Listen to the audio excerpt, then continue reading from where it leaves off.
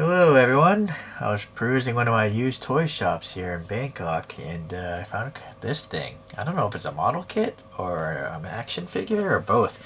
I think it's a model kit.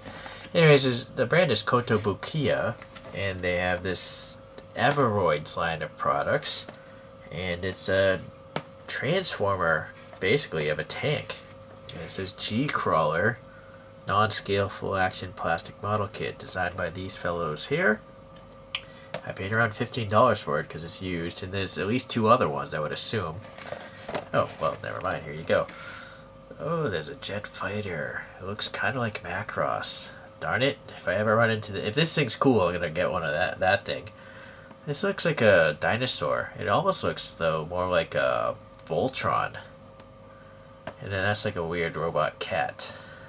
Alright, so, interesting. So there's four. I just like tanks. I like tanks, and I like cartoon versions of them. So it's got some sort of inner frame that looks like a Rubik's Cube. And I assume all these panels probably peg into it. When did this come out? January of when? I don't know. I don't see it. Maybe leave a comment if you saw a date on this thing. It's new. It's taped together. So let's take a look-see. Manual? It's a model kit. Okay, nothing else in there. We literally have paper stickers, which is kind of lame, but I can't paint that myself, so I'll probably use that sticker. We have some nice clear bits, red and blue for maybe eyes. Alright. Yep. And then,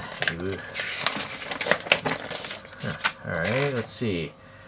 I don't know if there's a cartoon show around Evoroids. I don't know. So, typical model kit instructions, in this case in the Japanese text, but part numbers, press fit together. I'm guessing there's no need for glue. There we go. Oh. There's actually a lot going on in this thing. How to transform it. Oh, it's a cartoon. It's a manga. Interesting. Or did they make this specifically for these model kits? I don't know. And what's this extra thing? Alright, so they're the parts that are supposed to be in there. And how to clip them off, I guess. I don't know if that blue means glue. I would assume not.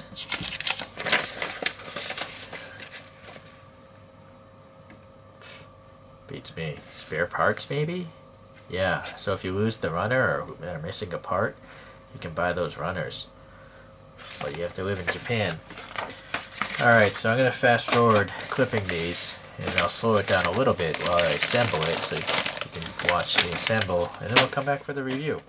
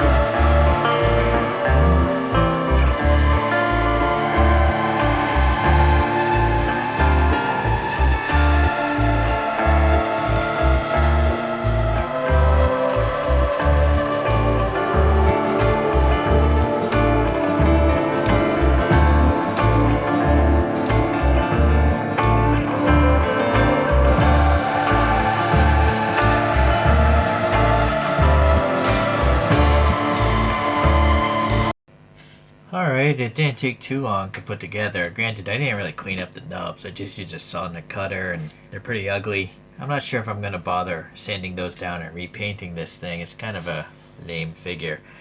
It's around 9 centimeters tall, 3.5 inches in that ballpark. So it did have these options. If you don't want these horns, you could just put these rounded things in place of those like antennae looking things.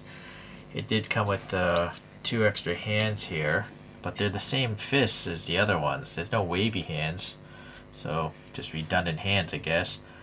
These are some longer extensions for the neck and the torso, but right now it's in compact mode. This is just an extra hip, and this is just an extra armor plate. So I don't know if we're going to get much articulation out of something like this. It reminds me of like a Gundam mobility joint in a way, around the same size. I do like, the clear optics. That's nice. I didn't use the stickers because again, I'm not sure if I'm going to repaint this. So it just saw this poly cap here. It just fell out sitting on that peg, and so that's a problem. Toys that fall apart like this are not fun. So the head, it'll rotate on this peg, but that peg doesn't pivot forward or back. It's just there. You could switch that 90 degrees if you want to move the head a little forward. Oh, actually, I take this back. This peg doesn't move, but this thing does. So head articulation a little bit up, a little bit horizontal, and that's about it. This chin thing collides with the chest, and then rotation. This is kind of neat though. The hatch opens. You could maybe put a small character in there, the driver. That's just a couple empty 3mm holes, it looks like. The joint is just exposed back there, but maybe it's because it's a transformer. It's got these 2 cannons you can remove. So the arm, it'll rotate all the way around, but it's going to collide with the head, as you can see, the shoulder bit. And you see again, this popped out very easily. There is a hinge. Hold on. So you can get the arm to bend more than 90 degrees, which is nice. And then you can rotate the arm with that ball. And then this armor plate can come off. And the hand is just a peg, so it's only going to get rotation. Alright, so that's what's going on with the arms. So you have this ball peg here, and right now the hip is locked together for standing mode, but you can see it swings apart later, probably for the tank mode. And so that ball peg there allows the leg to move forward a little bit, but it's colliding with this armor, which is on a ball peg, by the way, so a little bit of movement, but yeah, there's a lot of colliding going on here. Alright, so if you sway the legs out, yeah, you can get it to sit down. Hold on here. This tank tread thing. Let's just remove it. So you can get the thing to sit down, which is kind of neat. Not very often you can just have robots doing that, so not looking this cute at least. Ah boy, these joints are just no good. Possibly these are worse than mobility joint. It reminds me of 30-minute missions, actually, how it falls apart so easily, which is why I don't really do those videos anymore. I don't collect them anymore. The feet, again, polycap, and a lot of it is exposed, so you can get a lot of forward foot movement. Back, pretty good too. Unfortunately, you're not going to get much side to side because it collides with this armor. Alright, and then this is a peg, so you can rotate the upper hip and the lower leg as much as you want. And then there's a hinge here, so let's see, for such a little figure, it actually has a lot of articulation. It's just that the polycaps kind of fall apart, right? So, yeah. Alright, so this pistol here, or gun, is just on a peg here, and that rotates in the hand. And I guess that's pretty much it for the articulation. It's more than what I expected for something this small. So I guess that's a good thing. It's just that, yeah, the joint's not the greatest. Let me figure out how to transform this. Okay, looking at the instructions, it's calling first to remove these turrets. Those are gone. Then we're going to hold it this way. Oh, take the gun out. And I think that goes like this. It's going to be the main cannon, I guess. And I guess we have to flip this arm around. So this folds backwards. This swings. Oh, I guess it'll go like this. But it just keeps falling out. It's not good to have. Yeah, something's not right here. This armor wants to be on the outside. Alright, so I'm just gonna...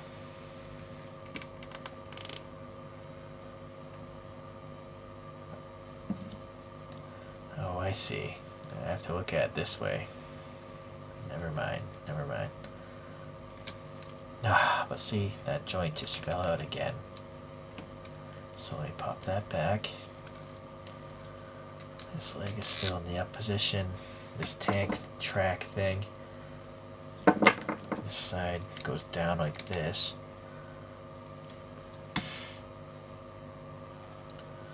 Alright, just looking at this, I think this ball thing has to fold up to the back like this. And this green armor comes up parallel like that. So, alright, that makes sense.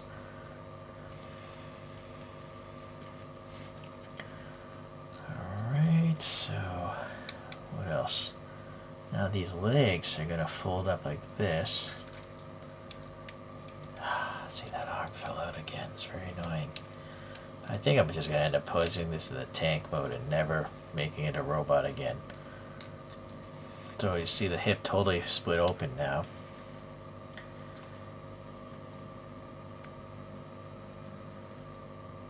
The feet flip forward.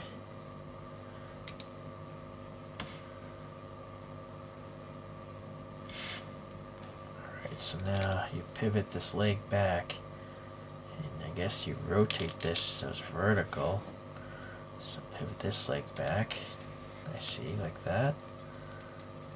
Rotate that leg like this, and this goes back where it belongs.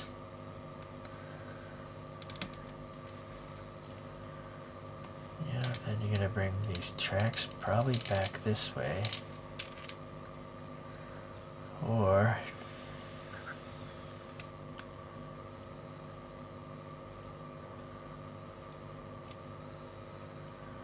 I think I have to basically move the pivots.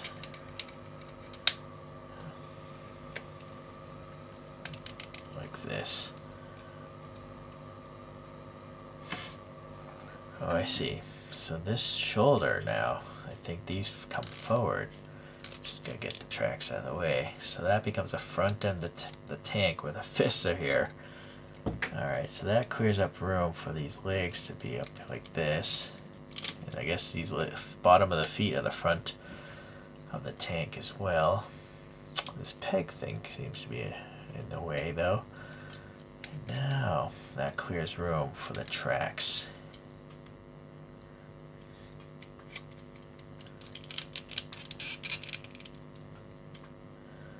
It's kind of weird though. It's just sticking below. Yeah, I guess it's supposed to fold out a little bit like that so it rests. Alright, so now that pistol or hand weapon becomes the cannon, or the main barrel of the tank with a sight, with a flashlight on the front end. That's actually pretty cool. And there it is. That, I guess, is the tank mode. It's kind of weird to have the fists, though, in the front like this. It might just be advisable to remove them. Yeah, I'm going to remove them. They look weird. Oh, but that's not the greatest either. I'm wondering if a separate part would cover that, but I don't see it happening. And then I don't know if this should be removed. It didn't call for it to be removed though. It just looks a little gappy. I'm gonna take it out to see what happens. Let's take that out as well. Oh, but this is actually, well, let's see. It's kind of stuck in there. I don't know why this one's so tight. There we go. Oh, I just broke it off entirely. So that's not good. Yeah, even so, you can't get these to be next to each other. So it's just a gappy front end of a tank.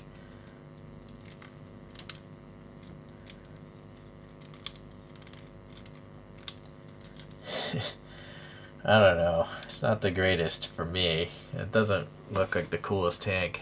Definitely is cartoony. And then I guess I can put these cannons back here, back on the side of the turret. So that covers up those holes. And that's pretty much it. It's saying you can put a peg stand, I guess, into this back armor plate here, but I think it just looks better without it.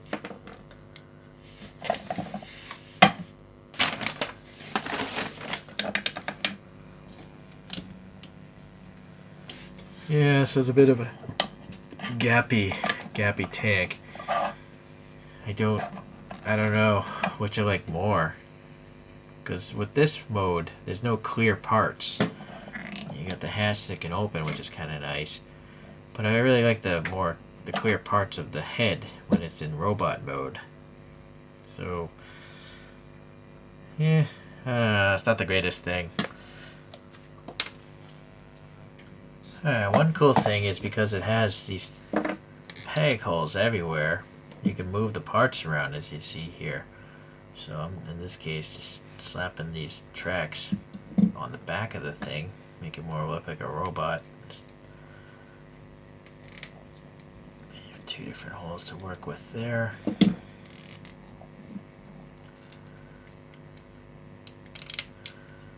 Yeah, so that's kind of neat, actually. Put those next to each other. And then I guess, I don't know, let's see if that little turret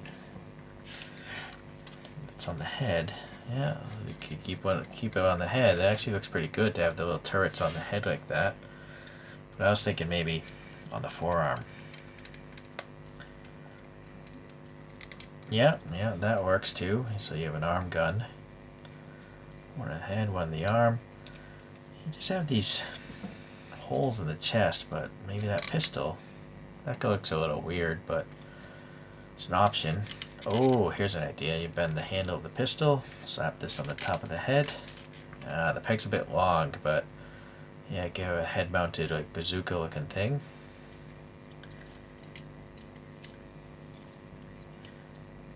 Yeah, you could also put this on the hip.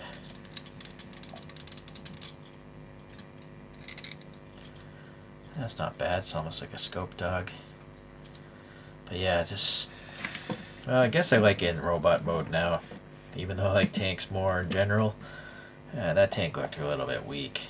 So if you're gonna have a bunch of gaps and stuff like that, I think a humanoid form is a little bit better. What's unfortunate is, you know, how that armor plate just totally, this peg totally broke off. The good thing is, it does have an extra one, so now that I made that mistake, I know, you know, never to do that again. Try to just pry it off so forcefully. But honestly, since I'm gonna pose it like this anyways, I'm not even gonna switch it out. I think it still looks alright. Alright, well, that's it.